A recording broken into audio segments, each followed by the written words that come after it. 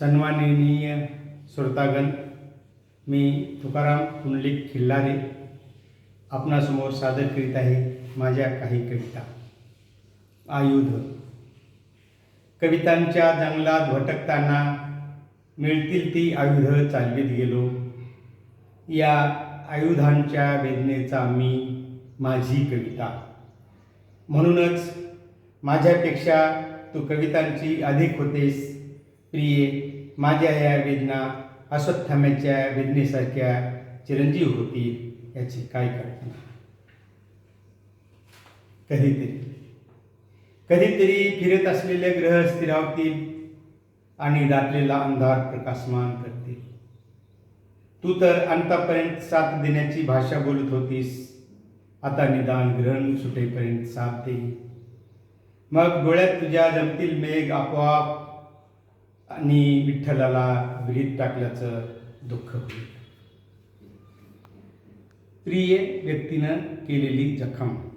आपल्या प्रिय व्यक्तीनं केलेली जखम भरून येत नाही कधीच. तरी आपण अंधारत गोंजारत फुंकर घालायची. दूषित हवेपासून सांभाळायची.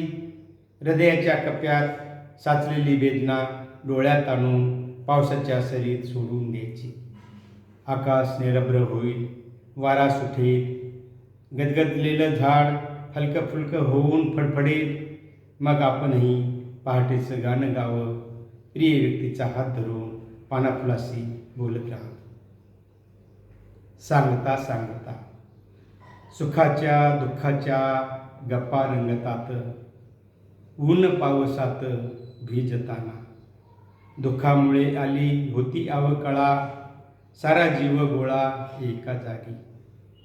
कसे उसवलो कसे उनसलो, धैर्याने वागवलो तरी कसे.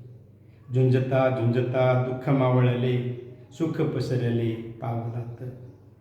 नावीत सुखाच्या परिबहकणे, जाळ भडकणे चांदण्याचा. सांगता सांगता हसू गाली येते आणि रडविते पुन्हा पुन्हा. याचक. आकाशाने दिले धरतीला पाणी, अंकुरली गाणी म्हणूनच. झाडं फळं झाडा खत पाणी दिले, म्हणूनच मिळे गोड फळं. अंतरास मिळे माया अंतरीची, सावली उन्हाची म्हणूनच. कुणी नाही असे घेत नाही काही, याचकत होई पदोपदी. देण्या घेण्यातून जोपासतो जीव, नाहीतर नाव कागदाची. यज्ञ. झाडाच्या सावलीत लेकराला झोपून ती वाहते आहे टोपली भर उन्हात मातीची.